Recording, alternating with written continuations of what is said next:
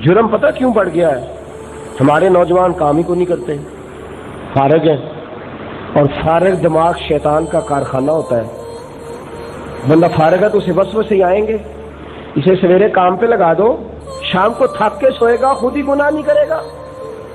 پر ہم نے آج فراغت نعمت اور اس نعمت کا اتنا ناجائز استعمال، ہر چوتھا، ہر تیسرا، ہر دوسرا نوجوان فارغ ہے، چوک میں کھڑا ہے، چوراہے میں کھڑا ہے، اور ابا جی کہتا ہے پتر کر لے میرے سر سے موجہ۔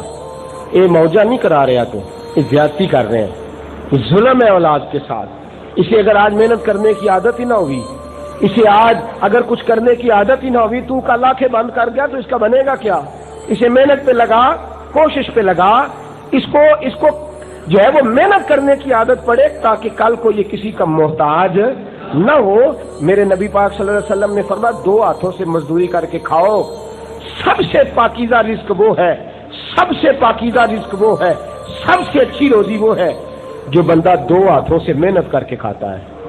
اور حضور نے فرمایا اللہ کے نبی حضرت داؤد علیہ السلام سے رب محبت اس لیے کرتا تھا کہ حضرت داؤد محنت کر کے روزی کمایا کرتے تھے، کوشش کر کے روزی۔ حضرت داؤد کیا کام کرتے تھے؟ لوہے کا۔ کیا کام کرتے تھے؟ حضرت ادریس درزیوں کا۔ حضرت آدم کپڑا بھی بنتے تھے۔ وہ جو کام جس کو ہم جلاحہ کہہ کے دھتکار نہیں دیتے، وہ کام حضرت آدم علیہ السلام بھی کیا کرتے تھے۔ اور میرے رسول پاک نے کیا کیا ہے؟ حضور علیہ السلام نے تجارت فرمائی ہے، نبی پاک نے بکریاں چرائی ہیں، کھیتی باڑی فرمائی، سارے کام کیے حضور نے۔ میں نے وہ تفصیل سے میں بیان کر چکا ہوں ایک درس میں، دہرانا نہیں چاہتا۔ تو میرے دوستوں مزدوری کر، محنت کر، کوشش کر۔ فرمایا حضور نے جو سویرے کام کرنے گیا، شام کو تھک کے آیا اور تھک کے سو گیا، فرمایا اس کی آنکھ لگتی ہے، اللہ اس کے پچھلے سارے گناہ معاف فرما دیتا ہے۔ وہ جو تھک کے سویا ہے، سویرے ڈیوٹی پہ گیا ہے، مزدوری پہ گیا، تھک کے سویا ہے، تھک کے، اور مزیدار نیند کسی آتی ہے؟ بولے کس کو؟ تھکتے ہی نہیں ہم تو، نہ روٹی ہضم ہوتی ہے نہ نیند آتی ہے، تھکتے ہی نہیں بھائی، سارا دن بیٹھے رہے موج کی، تو شام کو کہا یار گولی کھا لوں نیند نہیں آ رہی۔ تو کوئی کام کرنا، تو تھکاوٹ محسوس کر، تو نکل کوئی کام کاج کر، اپنے ہاتھ کو حرکت دے، پیر کو حرکت دے، تاکہ تجھے سکون کی نیند آئے۔ تو عزیزوں یاد رکھیے گا، کوشش کرنا، محنت کر۔ اور مزدور کا عالم کیا ہے؟ اللہ اکبر۔ طبقات ابن سعد، جابر ابن عبداللہ رضی اللہ تعالیٰ عنہ حدیث کے راوی ہیں، کہتے ہیں میرے نبی کریم کی بارگاہ میں ایک شخص آیا، اس شخص نے آتے ہی حضور سے سلام لی، توجہ ہے، حضور سے اس نے ہاتھ ملایا۔ فرماتے ہیں قربان جائیں، جب حضور نے اپنے مقدس ہاتھوں میں اس کا ہاتھ لیا نا، وہ شخص ہاتھ چھڑا رہا ہے، حضور ہاتھ چھوڑتے ہی نہیں۔ حضور اس کا ہاتھ چھوڑتے، حضور نے اس کا ہاتھ پکڑا ہوا ہے، پکڑا ہے، تھام رکھا ہے، چھوڑتے ہی نہیں۔ جابر بن عبداللہ کہتے ہیں 2 منٹ لگے تو ہم سب کی توجہ ہو گئی۔ حضور نے اس کا ہاتھ پکڑ کے کھولا، دیکھا تو ہاتھوں پہ 2 چھالے ہیں، 2 چھالے ہاتھوں، میرے رسول پاک یہاں سے پکڑا ہوا ہے۔ اور حضور غور سے دے، یہ کیا ہے؟ عرض کی حضور پھاوڑے کے ساتھ مزدوری کرتا ہوں، کئی اور کدال چلاتا ہوں، یا رسول اللہ محنت کرتا ہوں، کوشش کرتا ہوں۔ حضور میرے ہاتھوں پہ چھالے پڑ گئے، محنت کی کمائی۔ حضرت جابر ابن عبداللہ فرماتے عبد الرحمن ابن عوف بھی تڑپ رہے تھے، آج عثمان غنی کا بھی دل کر رہا تھا کاش میں غریب ہوتا۔ آج سب سوچ رہے تھے کاش یہ دولتیں نہ ہوتی، کاش یہ سارا کچھ نہ ہوتا۔ فرماتے نبی کریم نے ہاتھ دیکھا، اور یکا یک جب ہماری نظر اٹھی تو ہم نے وہ منظر دیکھا جو کبھی نہ دیکھا تھا۔ حضور نے گردن مبارک جھکائی اور مزدور کا ہاتھ چوم لیا۔ حضور نے مزدور کا ہاتھ، تو امیر حرم میں غریب بے نوا، تو کجا من کجا، حضور نے ہاتھ چوما۔ صحابہ کہتے ہیں تڑپ کے ہماری چیخیں نکلیں، اور تو کتنے نصیبوں والا ہے، دنیا ترستی ہے مصطفیٰ کے قدموں کی خاک چومنے کو، اور اللہ کے رسول نے تیرا ہاتھ چوم لیا ہے، تیری محنتیں، تیری مزدوریاں۔ اور ایک روایت میں تو یہ ہے کہ صحابہ بعد میں ان سے کہا کرتے ذرا ہاتھ کھول کے تو دکھاؤ، زیارت کرنا چاہتے ہیں، ذرا کھولو تو صحیح وہ دست مبارک، جس کو میرے مصطفیٰ نے چوما ہے، گر تو محنت کرے گا، گر تو کوشش کرے گا، گر تو نکلے گا، تیرا کام کوشش کرنا ہے۔ عطا کون کرے گا؟ عطا کون کرے گا؟ مالی دا کم پانی دینا، او پر مشکا پاوے، کہ خالق دا کم پھل پھول لاؤنا، لاوے یا نہ لاوے، محنت کر، کوشش۔ اور اگر تو تاجر ہے، تجارت کرتا ہے، نبی پاک صلی اللہ علیہ وسلم نے فرمایا اللہ تمہیں جو رزق دے خوشی سے لو، اللہ تمہیں جو رزق دے وہ۔ حضرت ایوب علیہ السلام کے پاس بڑے پیسے تھے، ایک دن غسل کرنے گئے تو سونے کی تتلیاں آ گئیں۔ حضرت ایوب علیہ السلام نے تتلیاں پکڑنے لگے تو رب کریم نے فرمایا ایوب تیرے پاس اتنے پیسے ہیں اور تتلیاں آئی ہیں، سونے کی تو نے غسل چھوڑ دیا، تتلیاں پکڑنی شروع کر دی ہیں۔ کہ یا اللہ میرے پاس جتنے مرضی ہوں پر تیری عطا سے میں بے نیاز تو نہیں نہ ہو سکتا، تیری عطا سے میں بے نیاز، تو جو بھی دے گا میں خوشی سے قبول کروں گا۔ اللہ نے فرمایا میرا ایوب سچ کہتا ہے، اس کے رزق میں 11 گنا برکت کر دو۔ خدا کی عطا سے بے نیاز نہیں ہونا چاہیے، اللہ جو دے اسے لے۔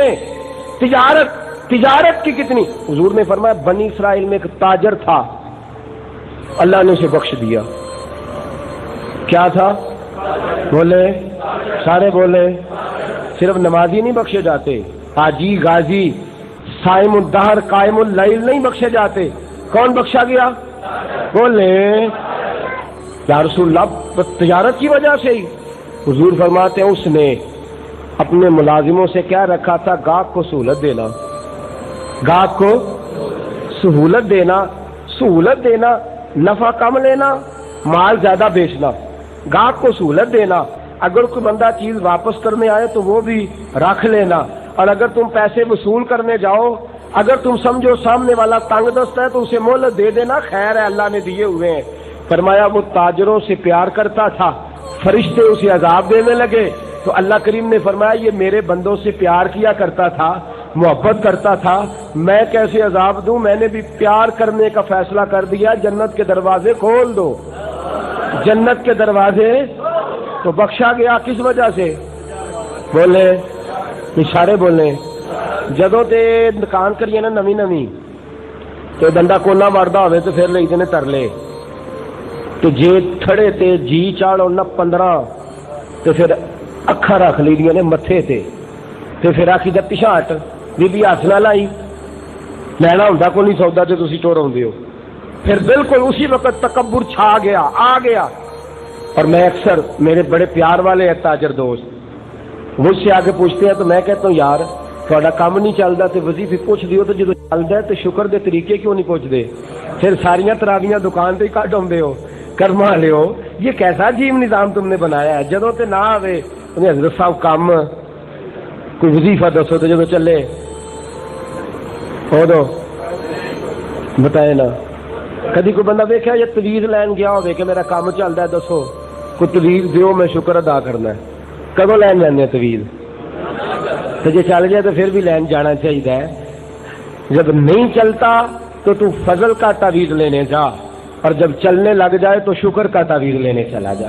پھر شکر کا تعویذ لے کے آ، تاجر بھی بخشا جائے گا، کر تجارت اچھی کرے گا، تاجر بھی۔ آپ کو بتاؤں بر صغیر پاک و ہند میں سب سے پہلے اسلام کا دیا جلایا ہی تاجروں نے، صوفیاء نے پانی دے کے جوان کیا ہے، لیکن یہاں بر صغیر میں سب سے پہلے اسلام کون لائے تھے؟ تاجر اسلام لائے تھے۔ ان کے تعلقات ہوئے یہاں کے ہندوؤں سکھوں سے، عرب کے تاجروں کے تعلقات ہوئے۔ جب تجارت بڑھنے لگی اور تجارت میں نفع ہونے لگا، ان کی سچائیاں، ان کی صداقتیں، ان کی تجارت کے اندر ایمانداریاں لوگوں کو متاثر کر دیا۔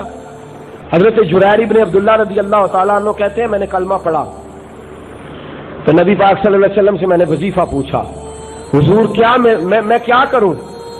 فرمایا جب بھی تو تجارت کرے نا تو ہر آدمی کی خیر خواہی کرنا، کوشش کرنا تیری وجہ سے جس سے تو خریدے اس کا بھی بھلا ہو اور جس کو تو بیچے اس کا بھی، ان دونوں کے بھلے کی برکت سے اللہ تیرا بھی بھلا کر دے گا۔